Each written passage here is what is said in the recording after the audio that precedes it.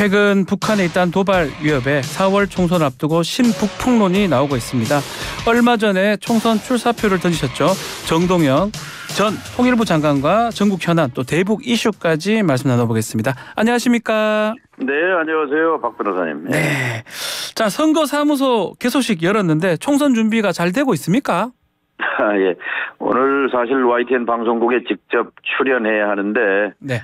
지금 당내 경선 준비가 그렇죠. 한창이어서 이렇게 전화를 드렸습니다. 아유, 전화만 또 감사합니다. 비가 왔어요. 이 동네에는요. 예. 근데 그 개소식에 너무 많은 분들이 오셔서 뭐 2,000명 넘게 오셨다고도 하는데 성황리에 잘 끝냈습니다. 전북의 구원투수 이건 어떤 뜻입니까? 전라북도가요. 지금 17개 시도 가운데 예. 지금 아주 가장 어려운 처지에 놓여 있습니다. 왜냐면요. 17개 시도 가운데 올해 예산이 줄어든 동네는 이 전라북도 하나입니다. 줄었습니다. 예. 국가 예산 또 지방 예산은 단돈 1,000원이라도 매년 올라가잖아요. 그런데 여기만 줄었습니다. 이거는 네. 뭐 자존심 상하는 일이기도 하고 지난번 쟁벌이 망신살부터 시작해서 새만금 SOC 전면 삭감 그리고 국회의원 숫자도 또 전국에서 유일하게 전라북도만 하나 줄여버렸어요. 그래서 아주 전북이 동네북인가 하는 그런 피해 의식 또 자괴감 이대로 안 된다 하는 그런 분기들이 지금 가득하지요. 그 김성주 의원은 과거와 싸우는 일 없었으면 좋겠다 이런 입장을 냈습니다. 또 어떻게 또 견제를 또 메시지를 또 내긴 내셨더라고요. 어떻게 보시는지요?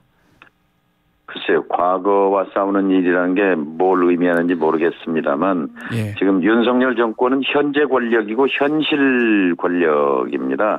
저는 이 윤석열 정부를 연성 독재, 좁게는 검찰 독재입니다만 네. 백색 독재, 연성 독재라고 규정을 하는데요.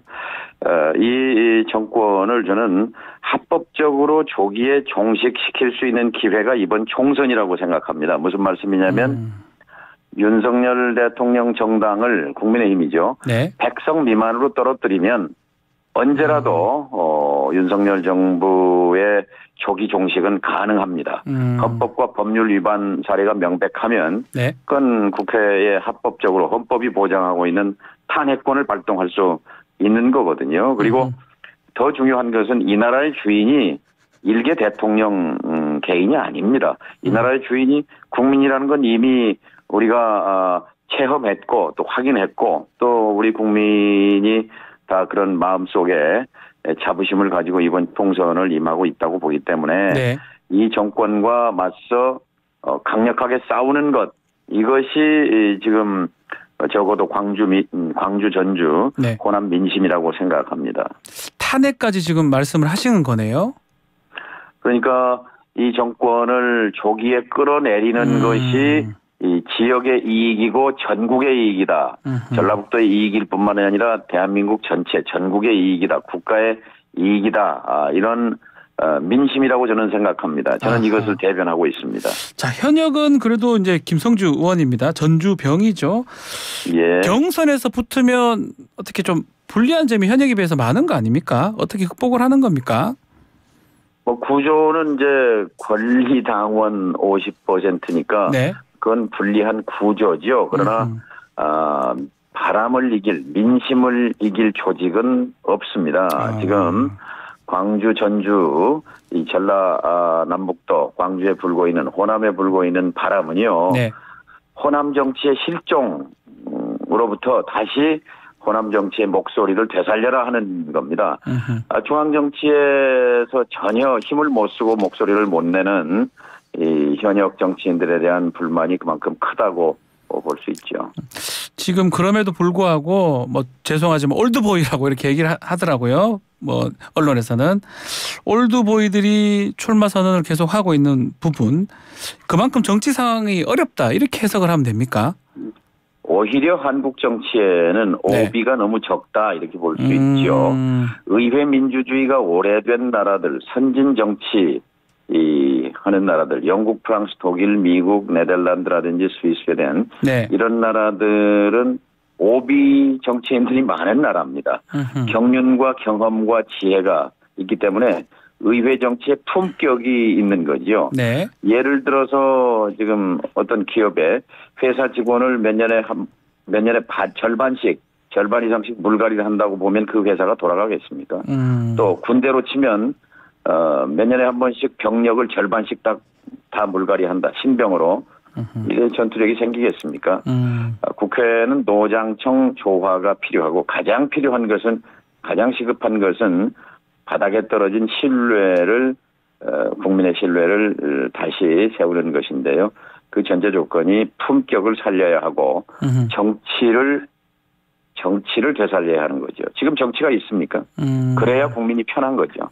그렇지만 민주당 공관위에서는 좀 용퇴해달라 이런 얘기를 지지불태인가요? 멈출 때라면 위태롭지 않다 이런 얘기를 또 위원장이 했어요. 보니까 분명한 그러니까 586 용퇴니 네. 오비 퇴진이니 하는 것은 기준이 아니다라고 못 박았기 때문에 앞으로 이런 문제는 더 이상 점화될 것 이슈화될 것 같지는 않습니다. 그리고 한동훈 비대위원장이 운동권 민주화 운동권 척결 이런 걸 내세웠는데 586이니 5비니 하는 것은 선거의 본질, 이번 선거의 본질은 정권 심판입니다. 정권 심판을 위해서 어떻게 힘을 잘 모아내느냐 하는 것이 초점이라고 생각하죠. 지금 한동훈 위원장 말씀을 좀 하셨으니까 좀 질문 드려보면 지금 좀 시끄러운 것 같아요. 용산하고 한동훈 비대위원장하고 지금 어떻게 보고 계십니까? 정말 사퇴 요구를 한 건지 또 그것을 어떻게 앞으로 당정이 될지. 당황스럽습니다. 아무리 초보 정권이라고 하지만 이렇게 미숙하게 국정을 운영하고 정치가 아니죠. 그러니까 정치라고 한다면 검사 정치인데요. 검사들이 하는 정치 이제 이 검사도 훌륭한 분들이 많이 있습니다만 그러나 지금 윤석열 검사, 한동훈 검사, 그 밖에 지금 2,100명의 검사 가운데 136명을 전진 배치해서 검사를 가지고 대한민국을 요리하고 있는데요. 참 듣도 보도 못한 정권입니다. 아니 자기가 만든 법조 출신 김기현 대표 아닙니까? 그 사람을 쫓아내고 다시 또 이제 직접 자기 부하죠. 한동훈 검사를 갖다 놨는데 나가라고 한다고 그러니 이거는 상식으로는 도대체 이해가 안 되고요. 이 정권이 무너져 내리고 있는 거구나 이런 느낌이 듭니다. 이렇게 해서 정말 지난 1년 8개월 2년도 채 안 되는 시간에 민주주의 파괴, 경제 파탄, 무역 수출 잠재 성장력 다 후퇴했지 않습니까? 거기다 남북 평화 파괴. 이 정권이 앞으로 3년 이상 더 간다고 생각하는 것은 그 생각만으로도 좀 끔찍하지요. 그래서 이번 선거는 어쨌든 국민의 그 눈높이에 맞지 않는 이 정권에 대한 강력한 심판이 될 수밖에 없다고 생각합니다.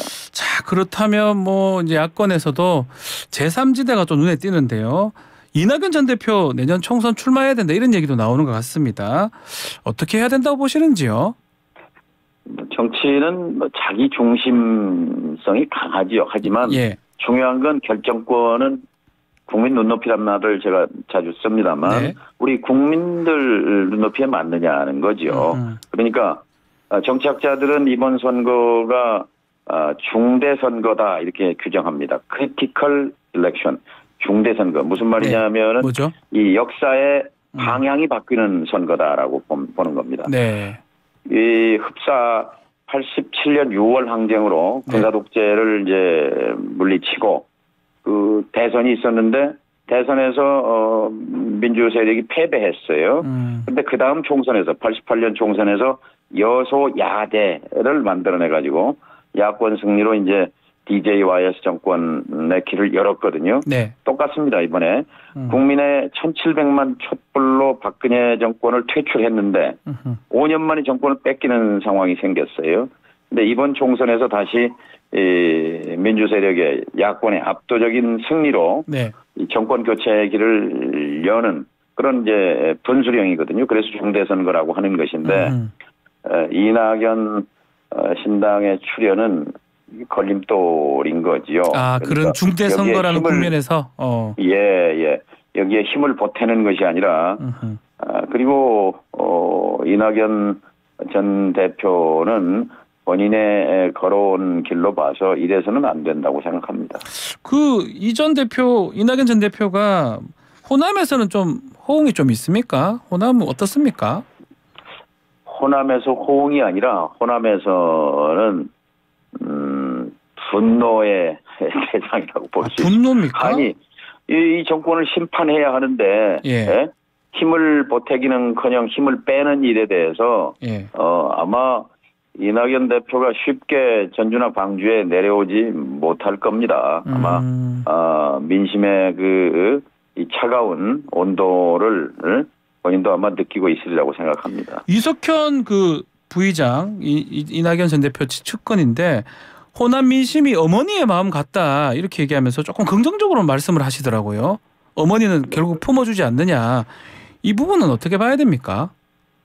호남은 항상 공의 개념을 그러니까 공사에서 공을 앞세워서 판단하던 네. 그런 역사와 전통을 갖고 있습니다. 통합혁명이 그렇고 5.18이 그렇고 네. 자 지금 이런 무도한 폭력적인 정권 앞에서 지금 호남의 민심은 끓어오르고 있는데요. 이거를 지금 심판의 전선 앞에서 야권을 분열시킨 그 이낙연 신당에 대해서 어머니 같은 마음이라는 것은 가당치 않은 그런 수사라고 생각합니다. 전북에도 뭐 후보를 내겠다. 전북에 지금 말씀처럼 지역구가 지금 9개 지역구인데 후보 다 내겠다 이렇게 얘기를 하던데요. 뭐 후보를 내는 것은 뭐 자유지요. 네. 그러나 후보를 내는 것과 민심을 얻는 것, 당선되는 것은 별개의 문제인데요. 정당을 만든다는 것은 뭔가 정신을 바탕으로 하는 거지, 꼭 총선에서 출마자가 있다고 해서 정당을 만드는 건 아니거든요. 근데 네. 지금 이낙연 신당은 물론 출마자들이 많기 때문에 그 출마자 공급은 있죠. 그러나 국민들에게 호소할 수 있는, 소구할 수 있는 그런 가치와 정신은 뭐가 있겠습니까? 아하. 전북 또 얘기를 좀 하면 강성희 최근에 진보당 의원 강제 퇴장 관련해서 공방이 좀 있었는데 의원님도 이게 비판의 목소리를 좀 냈었던 것 같아요. 어떻게 보셨는지요? 저 개인적으로도 모욕감을 느꼈습니다. 저도 의원을 했습니다만 네. 의원은 대단한 사람은 아닙니다. 그러나 국민이 뽑은 국민의 대표입니다. 네. 대통령도 국민이 뽑은 대표죠. 그런데 대통령 경호를 한다고 어떻게 국민의 대표를 입을 틀어막고 팔다리를 들어서 바깥으로 내동댕이 치는 사태. 이것은 개인 강성희 의원을 내팽개친 것이 아니라 네. 이분을 뽑은 전북 도민을 번쩍 들어서 내동댕이 친 것과 똑같습니다. 그래서 저는 이것은 바로 백주 대낮에 빚어진 백색 독재, 연성 독재의 본 모습이다. 민낯이다. 연성 독재라는 것은 총칼로 하는 건 강성 독재고요. 예. 이 검찰 수사권을 동원해서 대통령에게 권력을 집중해서 국민을 겁박하고 하는 것을 연성 독재라고 합니다. 그 본 모습이 전주 바닥에서 일어난 겁니다. 자, 총선이 얼마 남진 않았는데 이 와중에 북한과의 군사적 위기감도 고조가 되고 있습니다. 총선 전까지 대남 도발 가능성도 있을까요? 늘 그 도발이라고 하면 이제 북한이 일방적으로 도발해 오는 것을 네. 생각합니다만 늘 남북 관계는 상호적입니다. 그렇지 않습니까?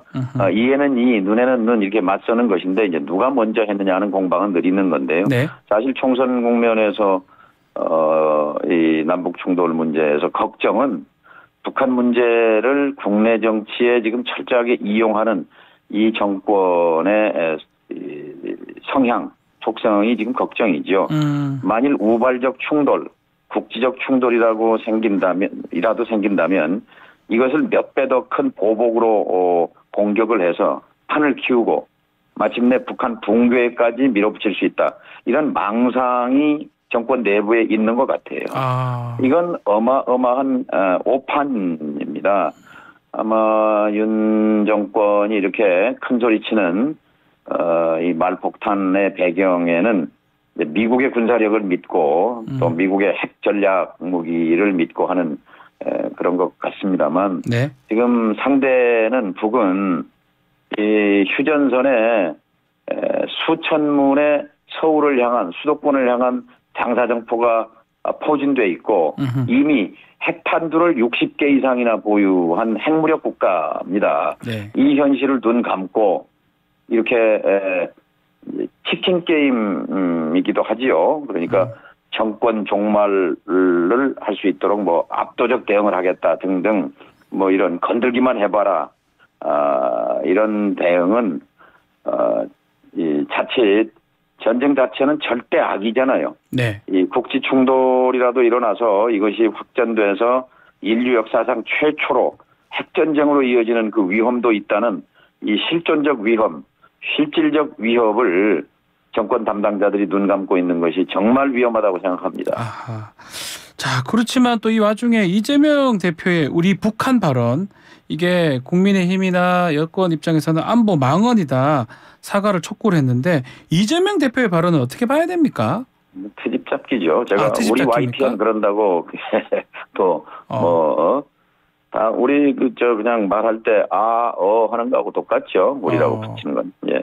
우리 정동영 의원님 뭐 이렇게 그런 예, 우리 의미라는 박지훈 겁니다. 변호사님, 우리 박지훈 앵커님 뭐 네. 이런 거 아니겠습니까? 근데 이거를 좀 더 키우려고 하는지 더 좀 총선 전략으로 봐야 됩니까? 여당 쪽에서? 어떻게 하면 이번 총선을 통해서 지지를 얻고 국민을 편하게 하고 다시 경제를 살리고 평화를 되살릴 것인지에 대해서 네. 그런 얘기가 여권에서 좀 나와줬으면 좋겠습니다. 민주당은 이번 총선 이재명 대표 얼굴로 끝까지 가는 겁니까? 뭐 그렇죠. 이재명 대표는 지금 사실 이 정권의 최대 피해자입니다.